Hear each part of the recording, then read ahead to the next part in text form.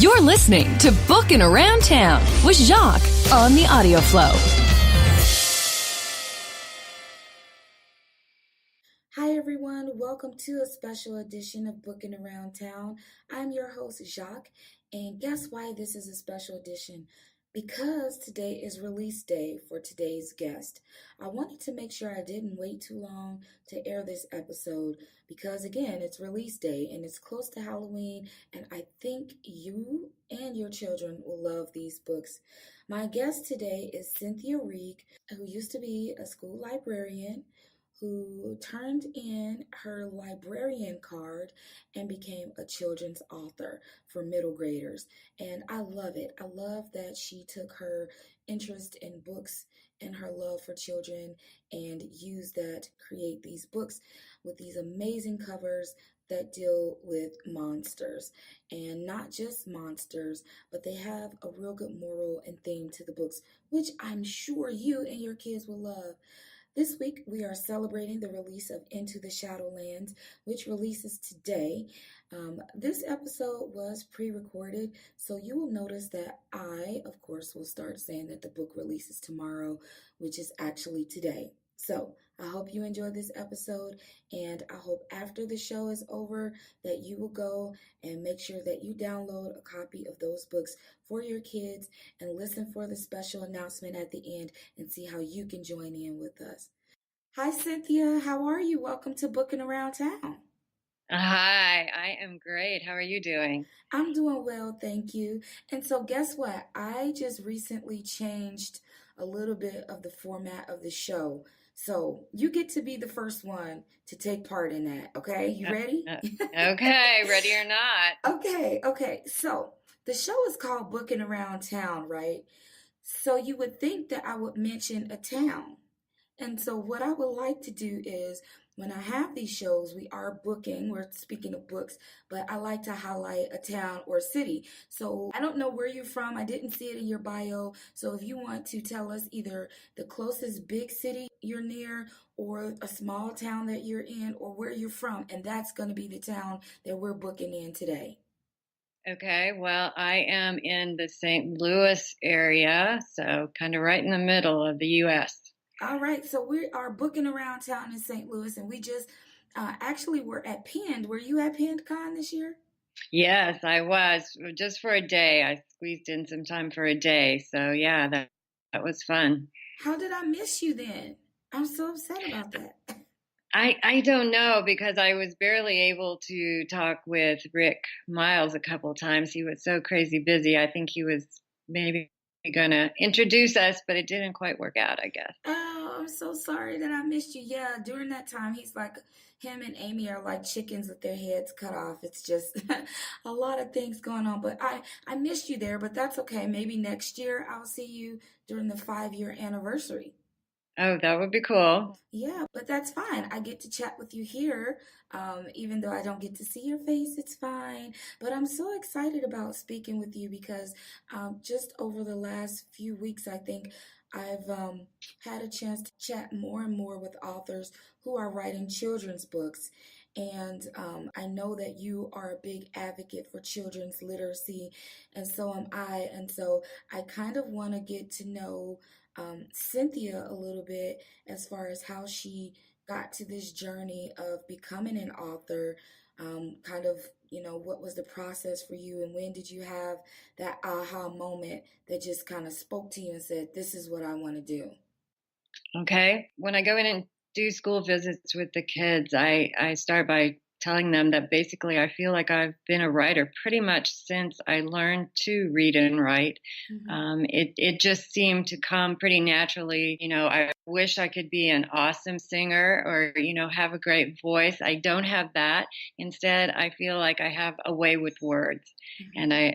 And I always tell the kids how words have such power and that writing makes magic. And so they have those tools available to them. So when I went forward with my schooling, I kept, choosing classes that involved writing and literature, and finally ended up choosing library science for my graduate work and worked in libraries in both cities as well as schools, and was always drawn to sharing my love of reading and writing with kids. So becoming a children's author was a perfect fit. It sounds like it. And plus, library science, I think, is one of um, those majors that so many people, can I say, sleep on, because there's so many things that you can do with that particular degree. And the fact that you used that and then became an author, still using that degree is amazing. And you get to sit in libraries with all those books for long periods of time, which makes me a little bit jealous. Right. Oh, I always tell kids it was like, working in a candy store every day. Yes. I mean, it was like, how do you keep from taking this book or that book or, too many choices? Yeah, definitely. So while you were working in those children's libraries and things like that, did you have specific books that you were more drawn to that kind of helped you have a focus or some type of direction about which books that you wanted to write specifically? I like books that have humor, and of course, the kids are all about that. The kids are Mhm. always laughing. I forget the statistics of how many times a day a child laughs, as opposed to when we get all grown up and serious and we stop laughing. Yeah. Um, so I love humor. And I like adventure, maybe because I'm a pretty wimpy person. Aw. So I get to have the adventure through my characters and stories. And in working with the students, I was particularly drawn to students that maybe struggled a bit with Mhm. their reading. And when I could find a book that worked for them, I felt like, I'd achieved a victory. So that was an approach too I wanted to have in my own writing, to engage maybe students that were a little more reluctant with their reading. Yeah, and do you find that when you were working with children and discussing with them about the art of writing and being creative, that kind of also increased their want and need to read books because they were doing some writing too, and then being able to pick up books and seeing how creative words can come into play in the format of a book. Oh, sure, because they appreciate it more uh, when they try to do it themselves. But I'm always blown away when I go in to help students with their own writing and how just creative they are. Hmm. Again, they're used to letting their imaginations still take hold, and they give me ideas all the time. So I love going into the schools to helping the kids with their writing. I love it. And so, are you a full-time writer or are you still working as a school librarian or a librarian and kind of doing both? I gave up my day job a number of years ago to concentrate on the writing. For a while, I was able to still do some volunteer uh, tutoring, some reading tutoring in the schools, but even that, unfortunately, I've had to drop that because it's pretty time consuming Hmm. between the writing and the marketing and the school visits and all that. So, yeah, unfortunately, I don't have time for a regular job, library job anymore. Yeah. So I'm looking at your library, for lack of a better word, of the books that you've actually written, and it seems like you started. Okay, so was your first book Kitty Kitty Kerplunking? Yes, it's a local publisher, small press here in St. Louis. I did a series of what I call grammar books Mm-hmm. that highlighted like prepositions, nouns, and adverbs and things like that in sort of a simplified story, but then also with explanations of the parts of speech. So, yeah, those were the very first ones I did locally. I like it. I'm looking at it because sometimes I think that schools don't really teach those things like they did when I was growing up. And so to be able to have how to recognize what a preposition is or a noun or a verb in a storybook format, I think is so much fun. So I kind of want to push those books too. Is that bad that I want to push? Oh, no, that's fine. It's yeah, I think students have to learn the tools and the parts of speech and knowing about phrasing and how to structure sentences. It's all important. I mean, I'm still learning. I want to get better at the craft as well. Yeah, and for smaller people, for children, I think sometimes it's important for them to have something in their hands and using graphics and things that helps them remember. And so it may be something that I should pick back up too, because I think as sometimes you get older, you forget some of those things, and just having that as a refresher. So guess what? I may go back and buy Kitty Kerplunking. So if you see Yay. that. And also the ones with the doggy day camp verb and adverb adventure, because it has dogs on it, and I'm a sucker for dogs, so I might have to pick that one up too.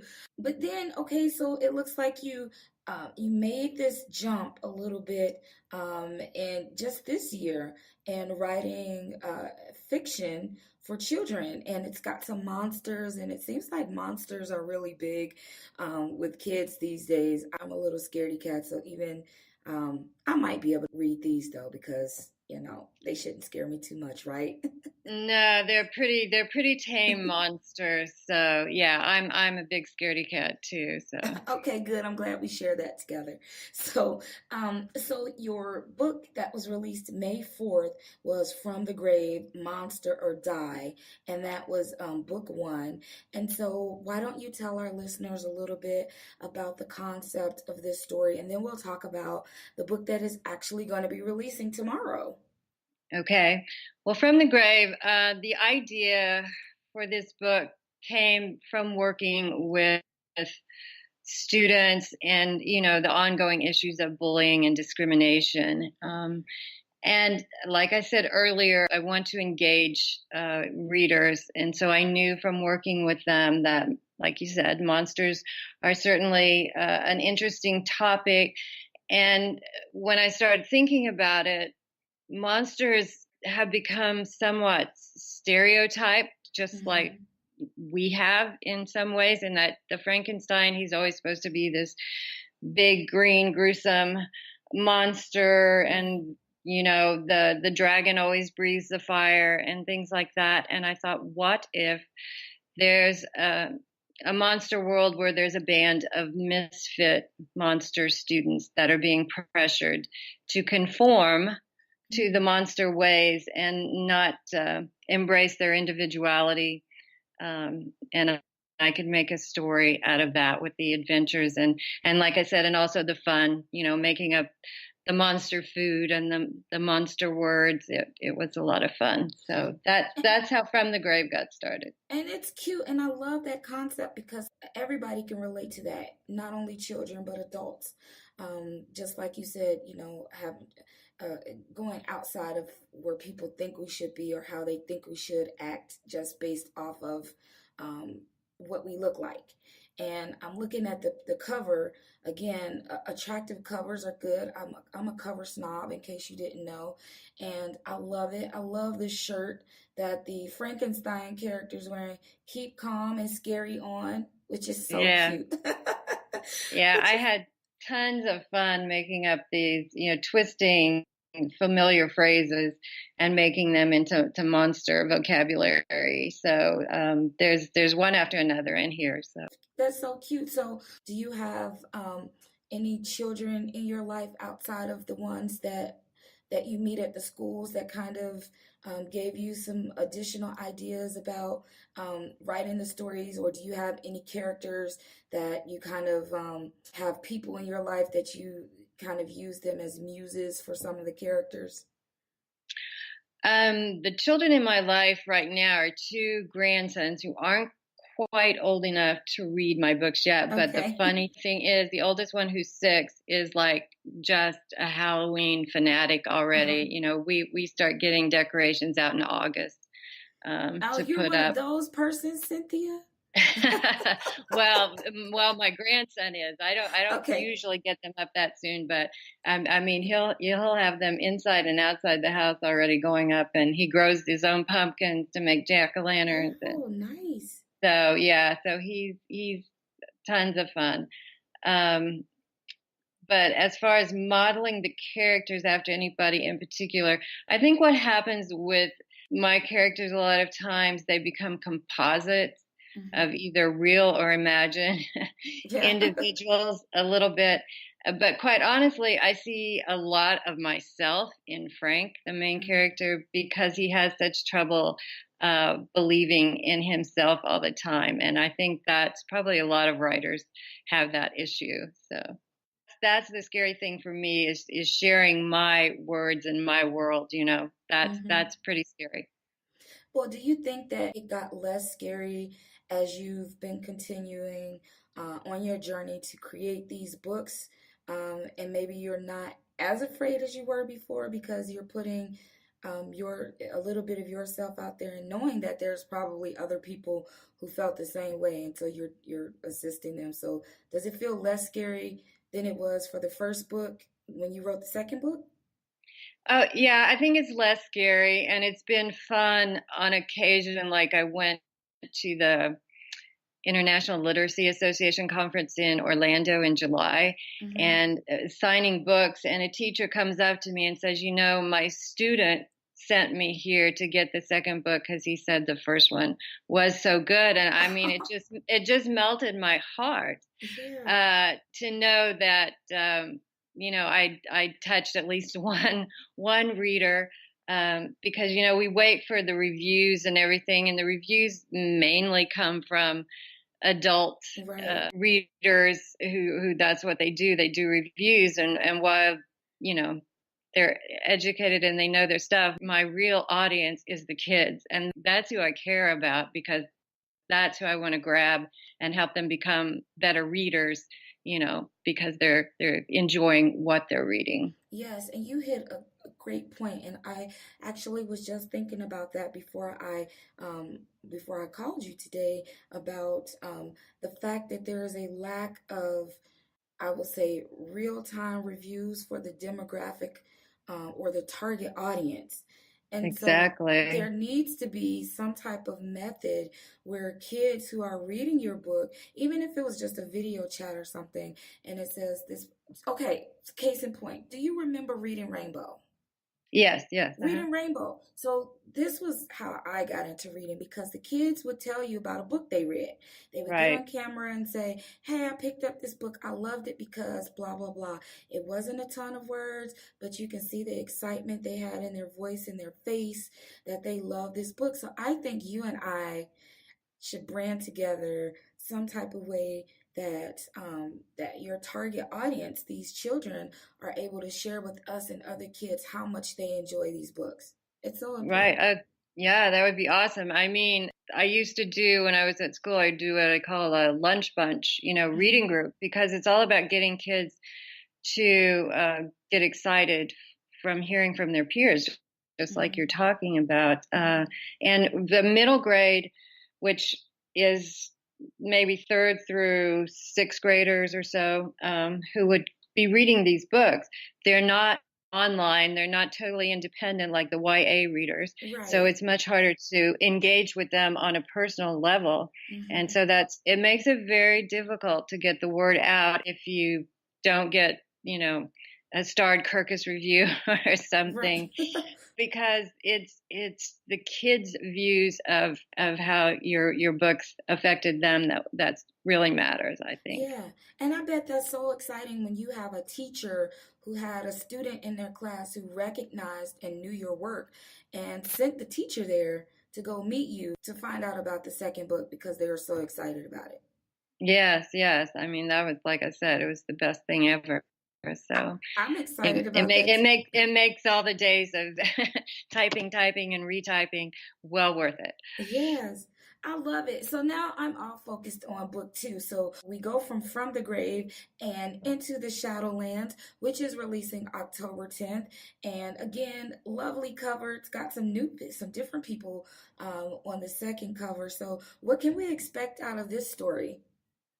Well, it's a continuation. The first story left as a cliffhanger with the two main characters. Actually, the Frankenstein character tells the story, and then in alternating chapters, this character that you see on the second cover, who didn't get on the first cover and was quite upset that he didn't get on it.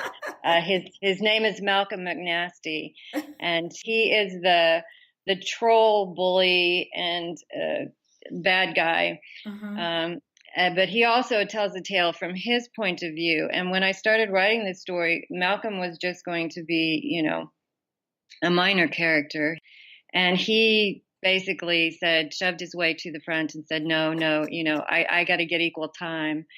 And so that's what happened. And it made it all the better because it gives a perspective not only from the misfit, but from the bully who tells his side of the story. And you can start to see in some ways why he is the bully that he is and his insecurities as well. Mm-hmm. And just like in real life, most bullies have internal things that they're dealing with or have dealt with, that they use bullying as a method of handling it. And then the second thing is most secondary or minor characters push their way to the front. So that's pretty normal, I think. And they Yeah.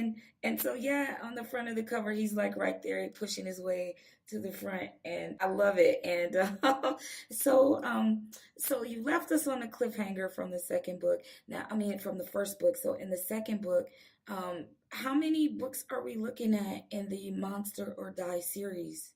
Will hopefully be at least 3 to complete this first story arc. Mm-hmm. And I'm finishing up book 3, and it's I think it's going well, and I think hopefully readers will demand it, right? Yes, To they know what will. happened. So book 2, because book 2 will end on another cliffhanger. I'll give you Okay, thank you. Thank you for letting us that know that in tidbit. advance. We like to know in advance there's a cliffhanger. So, so will book three be out this year, or will we be waiting for it like early next year? I'm sure it won't be out until next year. Okay. Yeah. It hasn't went into any edits or anything yet, so. Okay. All right. And so then once you complete at least three books in this series, if it's going to end, is there anything on your plate or project wise that you're looking at starting or have started after this series? I'm usually always got other things that you're working on in the background. One thing that I have completed, and that's totally different, is a picture book, a nonfiction picture book based on an endangered wildcat in Japan. And it's told in haiku. So it's Mm-hmm. so totally different from these. But yeah, hoping to find a publisher for that. And then I've also got another middle grade project that I've been working on over a long period of time. And again, very different from these books. It's a historical fiction set during the Depression. So Wow. So the historical fiction with that, is that moving outside of the children's genre? Is that more adult? no, Okay. it's still middle grade, and Oh, middle grade. Okay. yeah, still middle grade, and it's a girl main character, and it's going back toward more of my actual family roots, or at least area that I grew up in Kansas. So Okay. That sounds yeah. like fun. That sounds like you said totally different. So, do you find that you have to do, well, it's historical, but a little bit more research going in that direction than you would with more of the Monster or Die series? Yeah, I mean, I did a lot of research into the time period and it highlights some of the WPA, the Work in Progress Administration, that President Roosevelt started then to help give jobs to people. So it highlights those. So I did a lot of research on that, and yeah, it's such a different perspective from these wild and crazy monsters. So I kind of like to take some breaks and go in different directions too. So we'll see if this one can find a home as well. I'm sure it will, Cynthia. It will have a nice home, and I'm sure I'm gonna pick it up. I know a lot of my listeners have children who are in that middle grade range, and they like all types of books. So um, we'll get them started with the Monster or Die series, and we'll work them into the historical fiction um, series. But so let's talk a little bit about Halloween, because you mentioned that one of your grandsons really loves Halloween and started gathering all of that out in August. And here we are in October now. Halloween is coming up. Do you celebrate Halloween as a holiday or just a day where people can just dress up? A lot of times we have our own friends and family kind of Halloween costume party, Uh-huh. and we'll be doing that again this year, and of course celebrating the second book's release as well. Mm-hmm. So that makes it a lot of fun because I think adults, they haven't really grown up as far as wanting to give up coming in costume. So that's always fun. Yeah, I think that is fun, and that you guys have your own tradition for that, and you'll be celebrating. And so, do you have a costume already this year planned out? Yes, I do. And if you see the cover of Into the Shadowlands, the one of the new characters there is the bat flying on top, and her name is Scarlet Vane. Uh-huh. And so I will be coming as a vampire this year to I the love costume it. party. Last year I came as a witch celebrating. Well, the character didn't make the cover, but there's a young teen misfit witch in the book called Zelda, and so I came last year as Zelda. I love the character names too. That's so fun. So, did you just sit there and like um just I don't know. How do authors come up with creative names, especially when there's monsters? I mean, do you just sit there and say, "Oh, this person just reminds me of this," and using a vein to describe a vampire is pretty cool. So, how fun was that in selecting the names for the characters? Oh yeah, I mean I love playing around with words like Frank's brother's name is Gulbert as opposed to Gilbert, and yeah, sometimes I'll pick up a name that's somewhat familiar, but a lot of times I've just played around with words and making up composite names, and yeah. So I crack myself up. Hopefully the kids like it too. So. It is. I love it. It's so cute. And oh, I really want to know about the character with the purple hair. Who's that? So that's Vanya, and she is a one-eyed ogre, as you can see from the Yes. picture.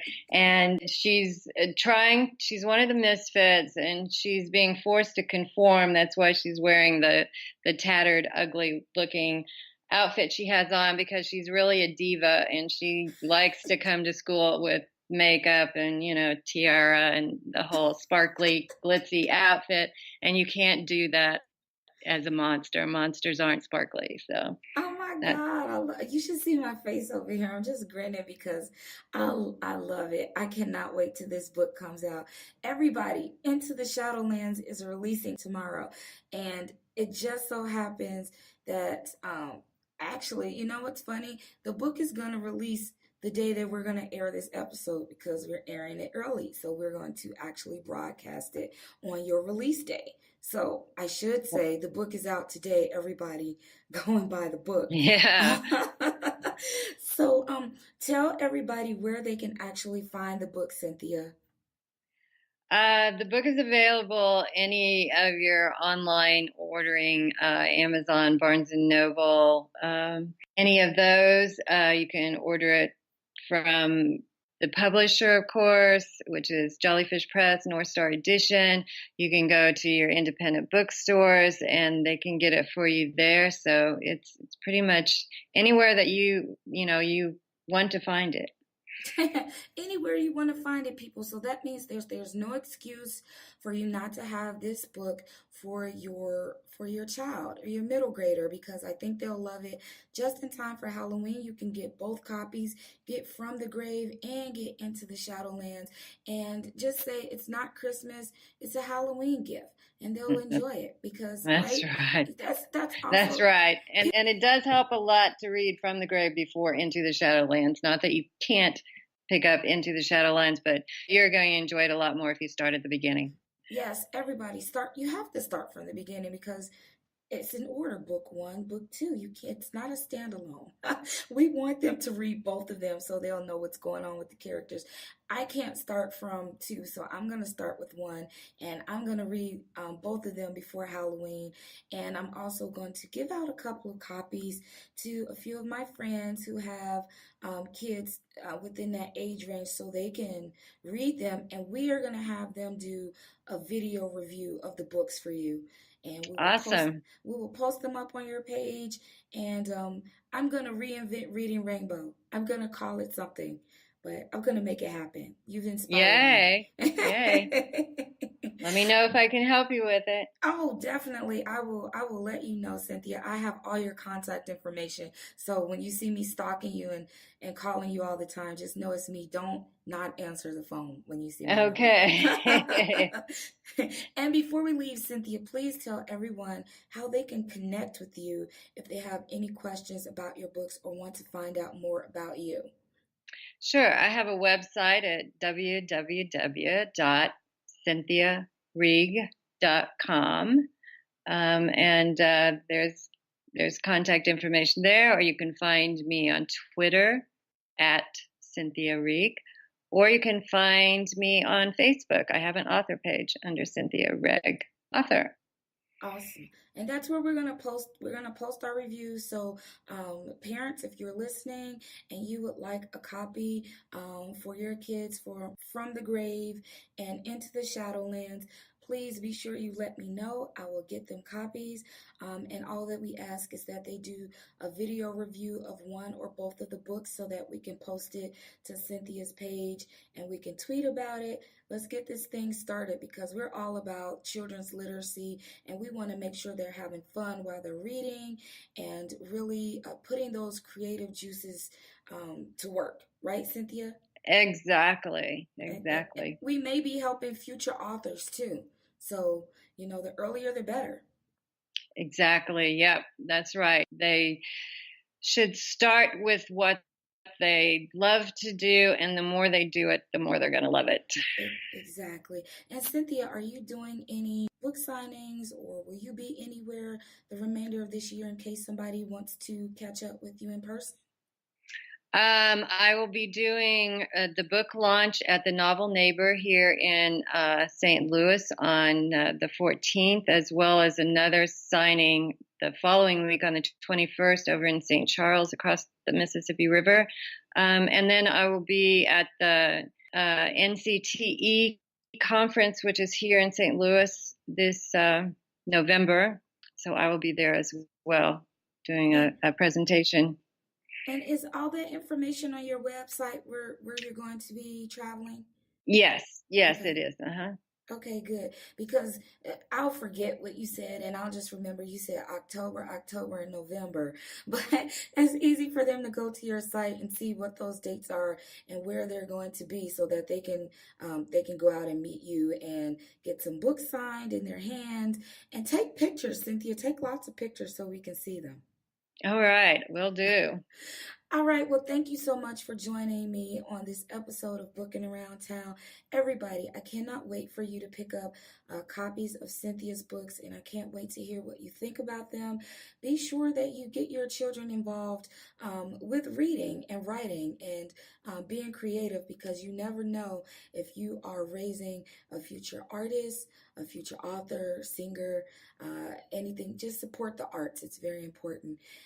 Be sure you follow us on Facebook at Bookin Around Town, and also on Twitter at Bookin Around TWN. We are also on Instagram at Bookin Around Town.